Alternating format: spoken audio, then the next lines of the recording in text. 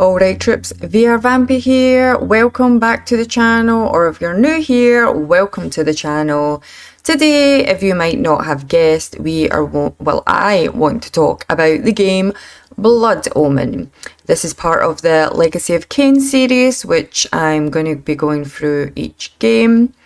And the reason that I thought I would talk about, Legacy of Kain, Blood Omen, was because the new game Redfall had come out, which is like a multiplayer game, a vampire hunting game, and it made me think, what was the first vampire game that I had played, which was probably Castlevania, and then I played Master of Darkness, and then Blood Omen and Blood Rain were kind of the vampire names that I was brought up with and that I played anyway. But down in the comments below, let me know your first vampire game or your vampire game that you really enjoyed playing.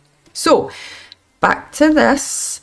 I don't know if many people will know, unless they're of a certain age, that Blood Omen is the story of how Kain, the vampire from Soul Reaver, became a vampire.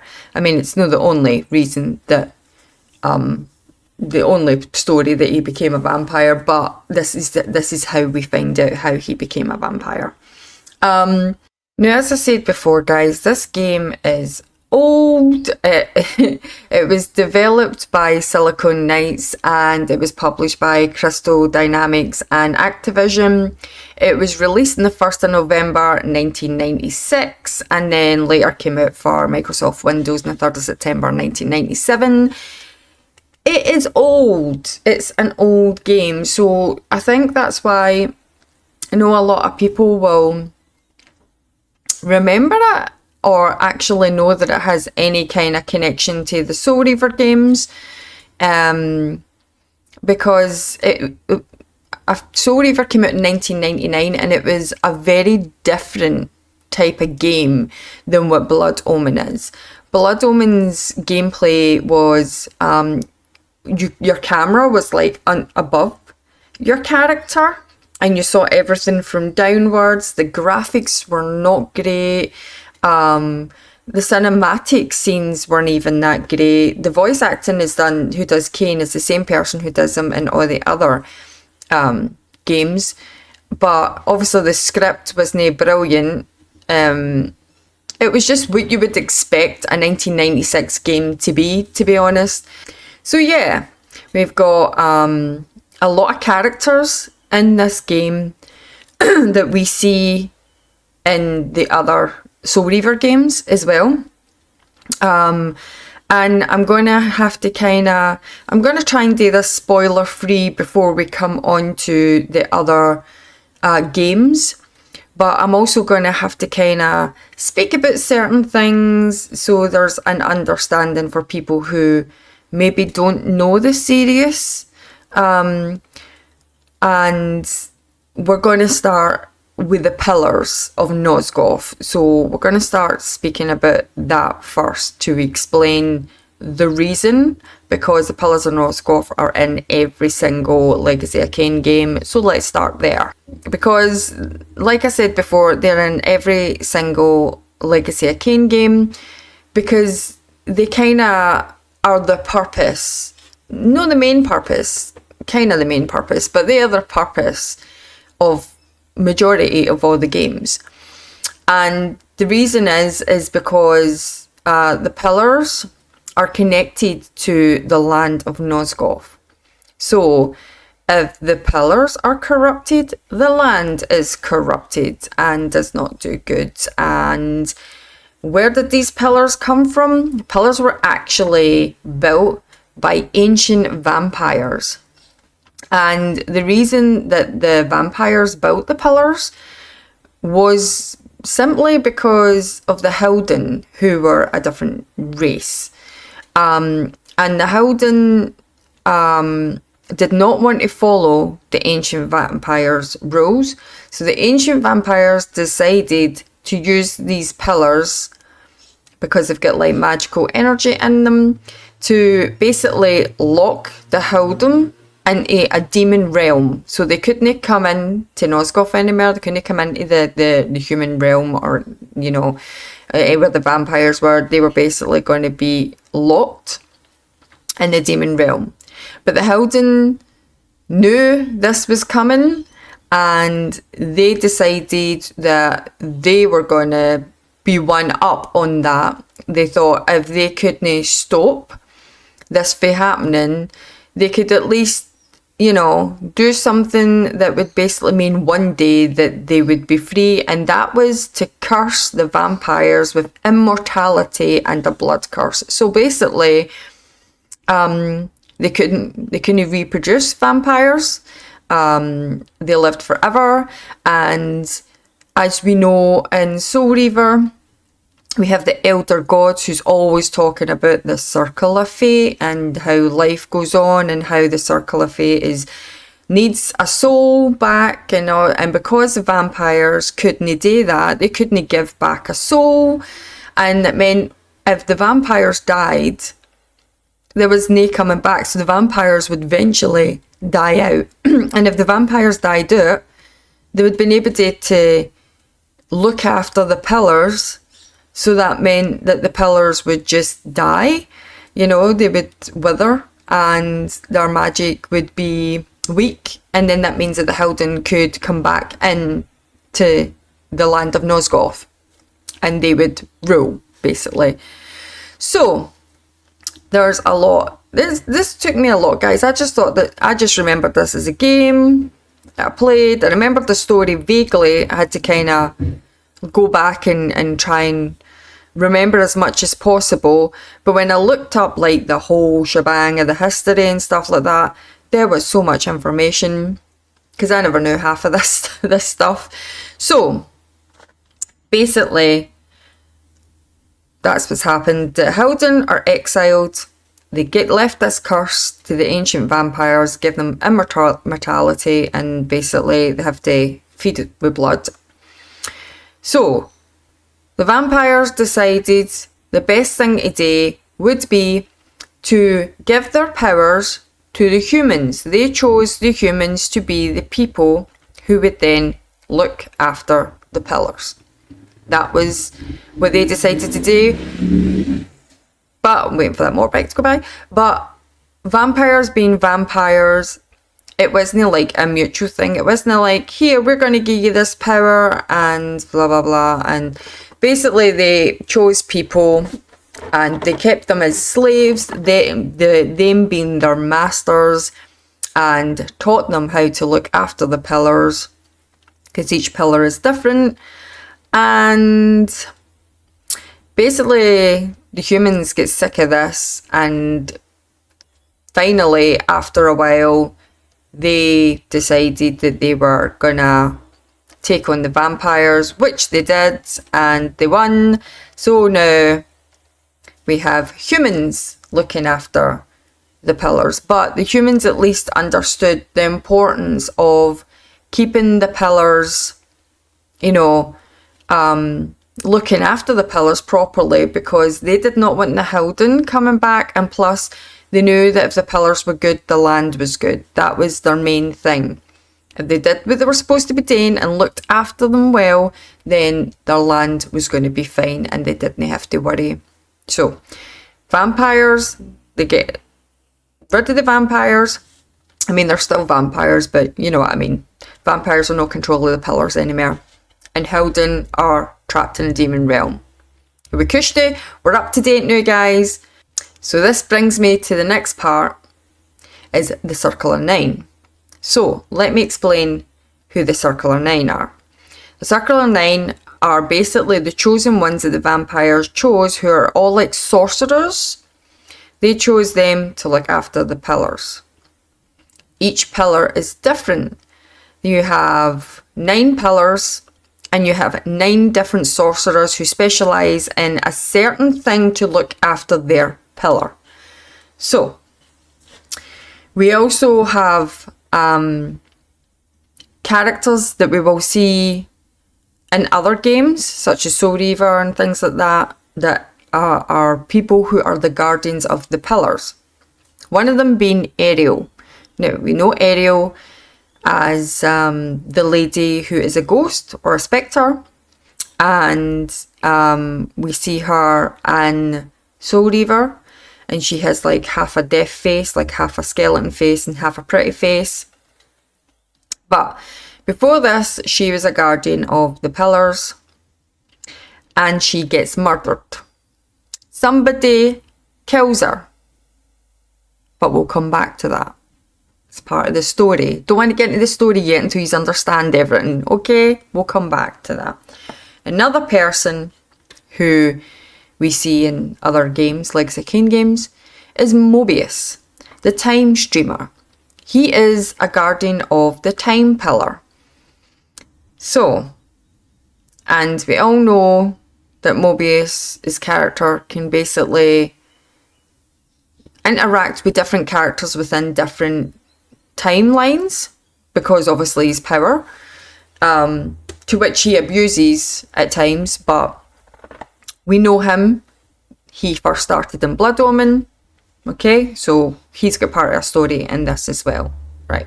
So now we understand that the Circle of Nine are basically, I was going to say a cult, basically they're not a cult, but they were chosen by vampires. They have extraordinary power that the vampires gave them, and it was specifically to look after these pillars. So guys, we need to talk a wee bit about the gameplay, because obviously each game has a gameplay. It's the whole point. It's not just about the story. And this has been a pretty old game, 1990s game that you can't expect the graphics to be brilliant, and the graphics aren't brilliant, but it's good enough gameplay for its time. What I like about it is you have some of the screen that you play your game, and you see kind of everything from like a camera that's like from above.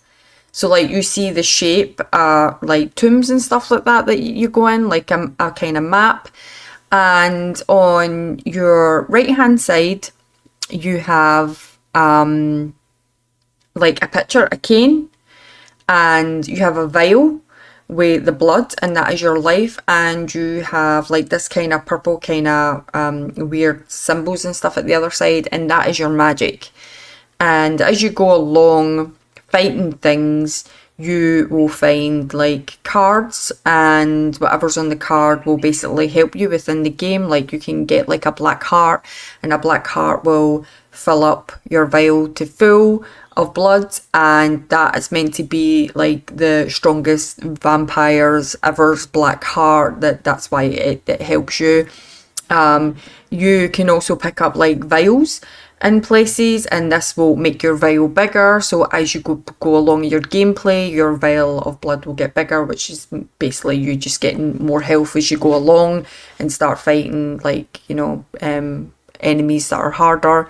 You will survive, and you will pick up things that will help you with your magic as well. Each time you kill like a Circle of Nine, you will gain a new power, a token, which is obviously meant to be for like, you know, the pillars. So the gameplay is good. You know, it's very repetitive, but that's how games were back in the 1990s and 80s and stuff like that. It's like Alex the Kid. All you did was punch and jump, and your end boss was always paper, scissors, stones, you know, you played. But that's all we knew back then games to be, and we enjoyed it. It was fun, you know. It wasn't all about really good graphics and all that kind of stuff. You just kind of got what you got, and we would have probably been impressed with this game back then. We'd have been like, wow, these graphics are fantastic. This gameplay is brilliant. But it was just the same gameplay as any other type of game. But it was good, and it was a good vampire game. Your enemies were like skeletons, and they would be like green, some would be white. You would have like a baldy man try to hit you in the head with a shovel and stuff like that. And you would have women like chained to the wall where you just put your hand out and you would see the blood coming in your mouth and filling you up, and you had the constant Ve Victus that Kain would always say every single time he killed somebody. Well, not every single time, but it was kind of sporadic that he would just suddenly say this when he killed somebody, or he would do that kind of sneaky, kind of evil laugh. But it is what it was, and that was the gameplay, and that's all I'm really going to say about it, because there's not much more I can say about it. There was also places that you could go in crypts that just looked like a big monument with like a symbol on it, very much like the symbols that you see in Soul Reaver that are part of the vampire clans. You know, they all had their own wee symbol, and this was basically your save point. You could go there and you could save, and you also had a card that would allow you to go back to your crypt to heal, and it would fully replenish your health and magic because you were just about to die or whatever. Also in this game, if you were outside fighting and it was raining, you would burn. Yeah, water is not good for vampires. They make that plainly clear at the beginning of this game when you're out trying to find the assassinators and it's raining and the sun isn't good for you, and also the rain is not good for you either. So they're true to the vampire ways. So let's go on a bit about the story now. So we start off in the game as Kain, alive, a human, a nobleman, going into a bar and asking for a drink, and being denied a drink pretty quickly to be told that he's closed. And Kain, for some reason, thinks that it's possibly because, you know, they may think that he can't pay for his drink. So he's like, I'm a nobleman, I've got the money, I'm good for it. But the guy in the pub's like, no, we don't stay opened at this time, it's too dangerous. So this also kind of shows that with the pillars being corrupted and have been corrupted obviously for 30 years, that it is affecting the land. People are desperate to survive, make livings and stuff like that, that is too dangerous for this innkeeper of this pub to stay open because he's scared that something's going to happen. You know, there must be like murders and people stealing and stuff like that. So anyway, Kain leaves. And soon as he steps out the door, the pub, somebody shouts, there he's there. So, and he gets attacked. And you have this kind of long sequence, you fighting, and them fighting. You kill one person and you have that kind of Kain evil laugh that you hear each time you kind of kill a person. And then quickly killed by the second person. So Kain is no more. He has been stabbed.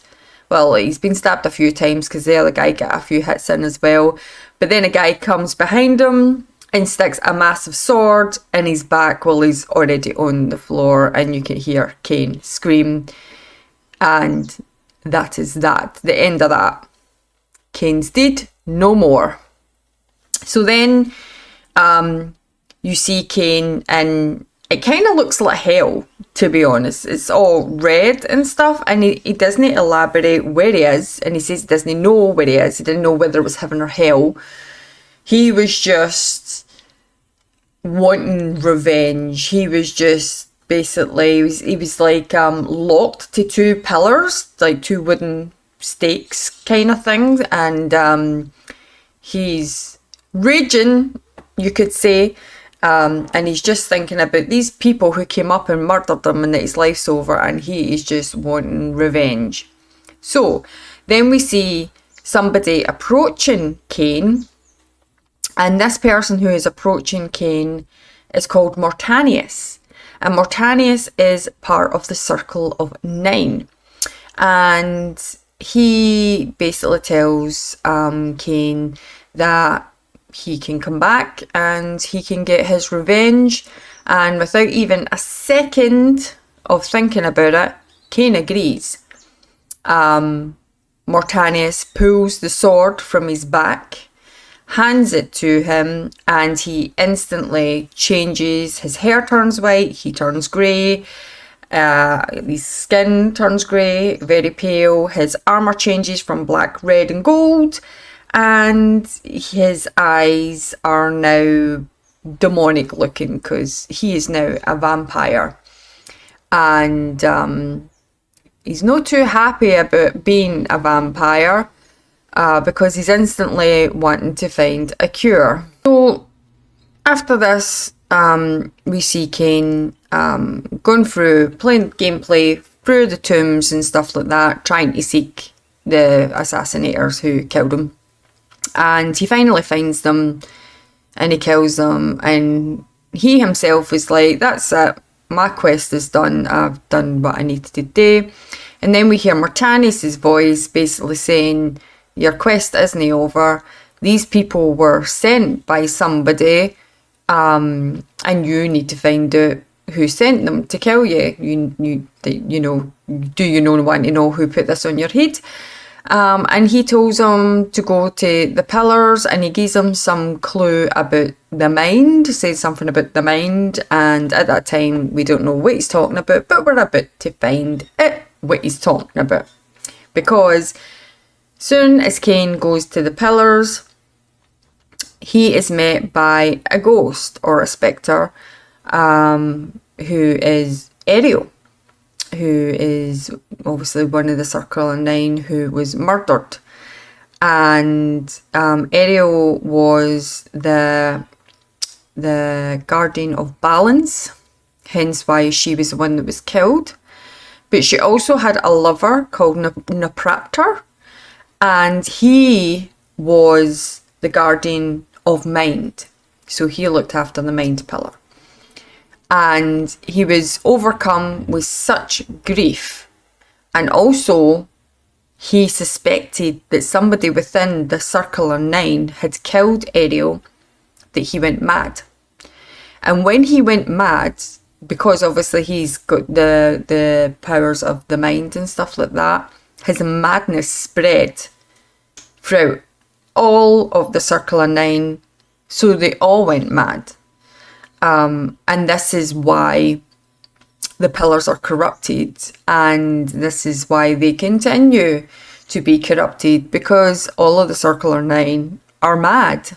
So when Ariel comes out, Ariel obviously tells Kain about her lover and all this sort of stuff, and she tells him that he has to kill the Circle of Nine and restore the pillars to what they were before. And Kain, being Kain, is like, I don't care about this land, I just want a cure for being a vampire. And she tells him this is the only way that Kain will find peace. And that's the way she phrases it. This is the only way that Kain will find peace. So, Kain is like, right, alright, and, he agrees. And he decides to start taking out the Circle of Nine. So Kain has now decided that he's going to go after Napraptor, since his madness is the thing that's causing everybody else to go mad as well.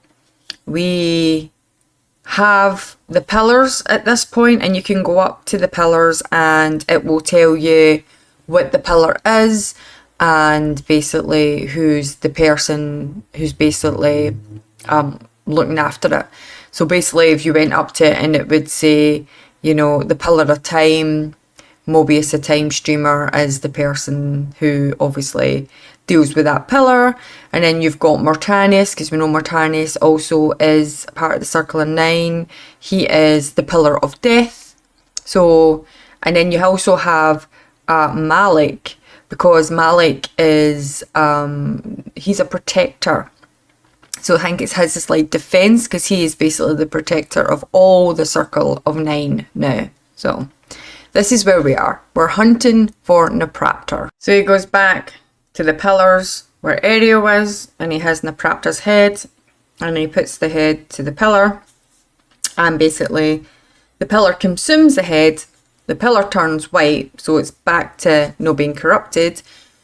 But then we hear Kain basically saying that even though Nepraptor was the person who was causing the madness, even though he's gone, it is too late for everybody else to basically suddenly be saying again that the only way to sort all of the pillars out is death. So now he plans to go and kill the rest of the Circle of Nine. Next, he decides to go for Malik. And Malik is actually the pillar of conflict. I thought it was defense, but it's no, it's conflict. So let me correct myself there. So he decides to go and take Malik out next, since he's also the one that's protecting all the other Circle of Nine as well. We find Malik and a battle ensues, but it's not a battle won by Kain. Basically, he ends up having to teleport to somewhere else, and we have to go back to Ariel and speak to Ariel for a wee bit of help with the whole Malik situation.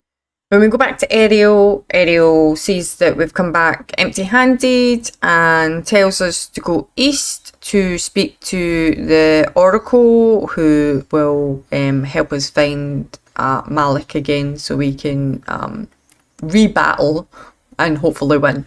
So basically we get to the Oracle, who is Mobius, the time streamer, and Kain's like, I want to ask a question, and he's basically going on about what's your question, and then he starts going on about King Akbar and going on that he's a useless king because he will not battle against the Legion of the Nemesis, and the reason that you won't do that is because that the princess, his daughter, is in a coma.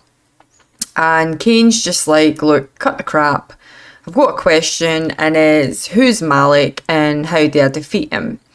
So Mobius tells him basically that he is part of the Circle of Nine.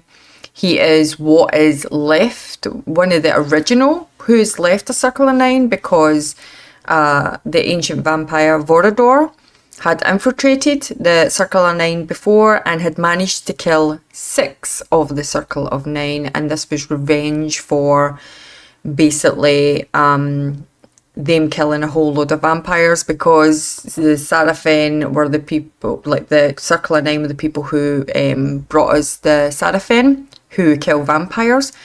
So this was Vorador's revenge on them by managing to at least kill 6. And because he managed to kill 6, this was the reason that Mortanius punished Malik by taking his flesh away, and he's just armour now. That's all he is, and that was his punishment. He wasn't allowed the pleasures of the flesh, because this was his punishment for allowing 6 of the Circle of Nine to die at that point. So we meet Vorador, and Vorador is like, no seeing, a vampire for a while, especially a young one and a foolish one like yourself, because as we see, Vorador looks very kind of monstrous, and this is because he's an ancient vampire. He's been about for a long time, and he was born a vampire. That's why he's one of the ancient vampires. He was not created, nobody came up and bit him in the neck and made him a vampire. He was born a vampire.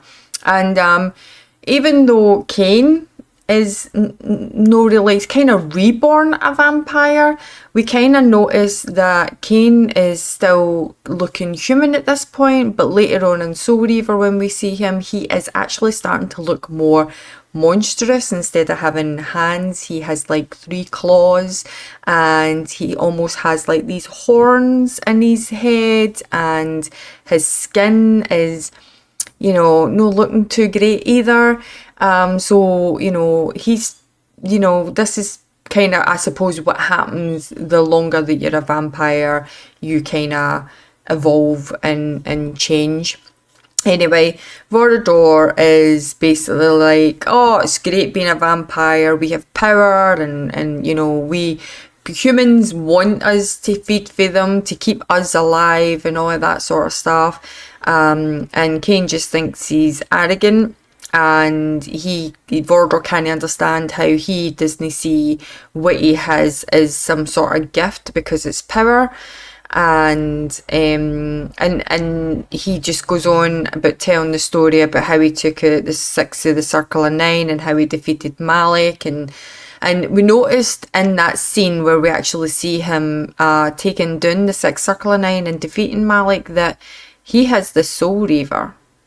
Vorador has got the Soul Reaver in his hand, and this is because it was meant to be the ancient vampires, and I take it possibly Vorador himself who created the Soul Reaver. And the Soul Reaver is a sword that has energy in it from the pillars, so it's connected to the pillars, and it's a very powerful sword. As we know, Kain owns it majority of the time. It was Kain's sword, but for some reason Vorador has it at this point, so that was kind of weird to see Vorador owning the sword. So we get to a point and we have 3 Circle of 9 in front of us, and we're kind of like, great, we can take it all 3 at the one time, because Kain thinks, you know, that's how it works. And they call Malik.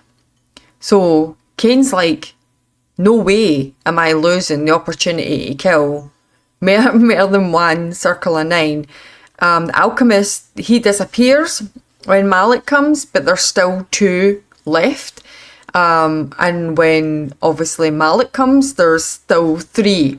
So he calls Vorador with his ring to help him deal with Malik while he goes and deals with the other 2 that are trying to run away. So we see Vorador fighting with Malik, finally turning into a wolf and jumping on top of him, and then we have got 2 to battle, which is Bane and Joel to fight, and hopefully then that'll be 3 gone straight away. So the battle is won. Kain has killed Bane and Joel and got their tokens, and he goes back to see how Vorador's doing. Vorador's gone, but Malik is dead with his helmet just left because he doesn't have a body for a body part. So Kain takes his helmet, and that is 3 gone right off the bat. That's a good start. So in our next town, where we're looking for our next Circle of 9, where he infiltrates, he comes across a stained glass window which shows the battle between Malik and Vorador. And obviously Vorador wins, and we know obviously in that battle. And he comes upon the Soul Reaver, and he knows the story of the Soul Reaver, that whatever the Soul Reaver strikes, it eats the soul.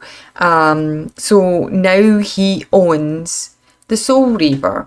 So there is a story that basically there is more than 1 Soul Reaver. And I take it, I don't know if this is the one that belongs to Vorador or if this is a different Soul Reaver, but now Kain owns the Soul Reaver. So we take back the eye, which is to the Pillar of Dimensions, because that's who we just killed, and it accepts it. That's another pillar back to restored to itself. But Ariel says something to us like, basically the person that we just defeated was Mobius's toy, and through that we've got some sort of time machine, and she's explaining to us about the Legion of Nemesis was used to basically be a good guy called William the Just, who was actually a kind, caring guy, but through Mobius basically manipulating him has basically turned him into like the leader of the Legion of Nemesis, who is like a pretty bad people. So Ariel's basically telling us we need to stop an entire army or the rest of the land is going to be taken, because William has become so hatred, the more his army has grew. He wants all the land. He wants more than one kingdom. And the only people that Kain could get to help, because one man can't take down an entire army, is King Ardvar, who is the person that Mobius was calling useless because he doesn't want to do anything because basically his daughter's in a coma.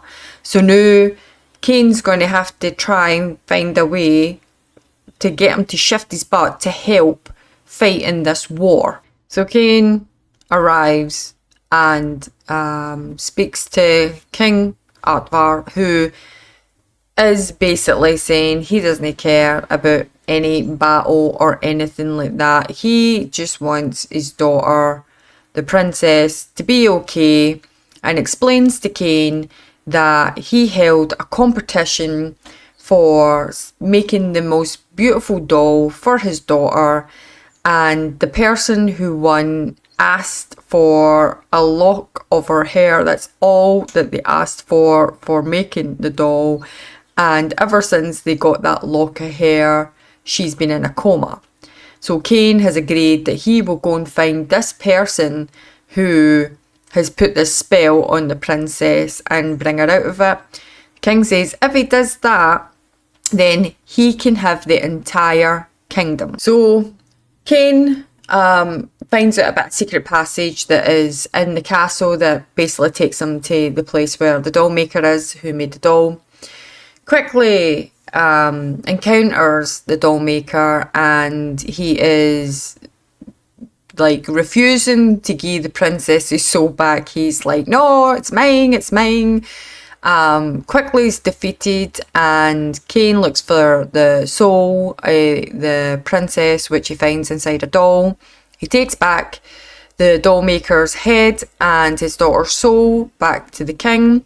The king is so happy. He's like, you can have my kingdom. It's a small price to pay for, bringing back my daughter's soul, because these sorcerers apparently who work for him can give the daughter back her soul. And Kain says, it's not your kingdom I want, it's your army to defeat basically the army that's coming to fight for the West. And he agrees. He says, basically, get me my mace, and he agrees to fight the battle. So the battle doesn't go very well. I think at the beginning, King Ardvar's, army is kind of winning to begin with, but when he falls, the rest of them start to pull back. So this leaves the Legion of Nemesis to basically win the battle. And then all of a sudden, everything changes, and Kain goes back in time through the machine that he had with him that he got, but it's broke, so he's stuck there now, and he doesn't really know where he is until he starts walking about, and he finds out he is basically 50 years back before the battle that they just had at the William the Just time. So he decides to kill William the Just in that time to prevent the battle from happening. And while he's there, he ends up hearing Mobius, and Mobius is basically giving William the Just weapons and telling him that he's only getting them out for good faith, and basically Mobius manipulating William the Just. And he also warns him that there's a vampire coming for another time to kill him. So when he finally comes face to face with Kain, he already knows. He's like, oh, the vampire that Mobius told me about. But anyway, you do manage to defeat him. And when you defeat him, you find a card that helps you go back to your original time. So when Kain returns back to his original time, he's like, great, I've removed William the Just, and Mobius' plans would be changed now because he can't use William the Just as his pawn. But he also feels something's amiss. As soon as he walks outside, he smells the blood of vampires, and he basically hears a commotion in the distance. And this is when he realizes that his own actions have basically not been good for the vampires, because now that William the Just has been murdered by a vampire, Mobius has basically took over and, you know, basically got people together to agree that all the vampires should be killed, and Vorador is next. Poor Vorador has his head cut off in a guillotine, and everybody's cheering, saying that's it, we don't have to fear this monster anymore because they've got, you know, they've picked up his head. And Mobius says, no, he isn't the last vampire is him, and points to Kain. So now Kain has to fight all these people to get to Mobius. So we finally get to fight Mobius, and this is when Kain finally realises that the symbol on Mobius' head means that he's the time streamer. So he didn't actually know that he was one of the Circle of Nine. And basically what Mobius was doing was fooling everybody into thinking that he was just this person called the Oracle, which obviously fooled Ariel as well, because she sent Kain to him and she didn't even know it was Mobius. So soon as he's killed and we have his hourglass to take back to the pillar because that's the source of his magic, we hear Mortanius telling us to come back to the pillars, telling him well done, and basically calling him our unborn son, or undead son, I think he calls us. Anyway, he's asked us to come back to the pillars of Nosgoth. We're at the pillars and we hear a conversation going. So Kain decides to hide, and it's a conversation between Mortanius and the last Circle of Nine member. And he's basically accusing Mortanius of setting Kain on them and killing them. Mortanius is saying it had to be done because a traptor was basically driving everybody insane, and the circle had basically failed the pillars. And at this point, you kind of think, oh, you know, Mortanius is just trying to save the pillars. And the other Circle of Nine is like, look, we're not here to look after the pillars. The pillars are basically here to serve us, and it's up to us whether Nosgoth basically lives or dies. So that's how mad they've went. They think they have the right to have the power now, even though it was given to them by the vampires for a reason. So he basically says, you know, to Mortanius, come with us or die. And Mortanius is like, well, kill me then. But Mortanius is the one that ends up killing him. And then when he does, Kain comes out and says to him, look, you're part of the Circle of Nine too, so you're going to have to die. And, you know, Mortanius is like, fair enough, you know, finish me. And he allows Kain to stab him. But then he turns into something completely different. And he basically turns into the true form of what was possessing Mortanius, because Mortanius was the person who killed Ariel, because he's part of the Hilden. He's the Hilden Lord, and they call him the Dark Entity. And this was his plan all the time, was to kill Ariel, make Neutraptor go crazy, make the pillars be corrupt, use Kain to kill the rest of the Circle of Nine. And the reason he picked Kain wasn't because there was a prophecy that he was going to bring the pillars back to their original state. He chose Kain because Kain was the last person who was meant to take over from Ariel. So he was actually the guardian of balance. He was picked from birth. So apparently the balance one, the people who are the guardians of balance are picked from birth, like Ariel was. He was as well. But because they were already going crazy and the pillars were already corrupt, that madness also fell upon Kain as a child. Soon as he was born, he was tainted, and he was never going to be able to fulfill his job to the pillars. And this was the plan. So this is why once you defeat the Dark Entity, you're the last person who can restore that last pillar, because you never really question. You're killing everybody else and bringing their token to restore the pillar, but Ariel's already dead. So who was going to be the person who was going to restore her pillar of balance? It's you. You're the person.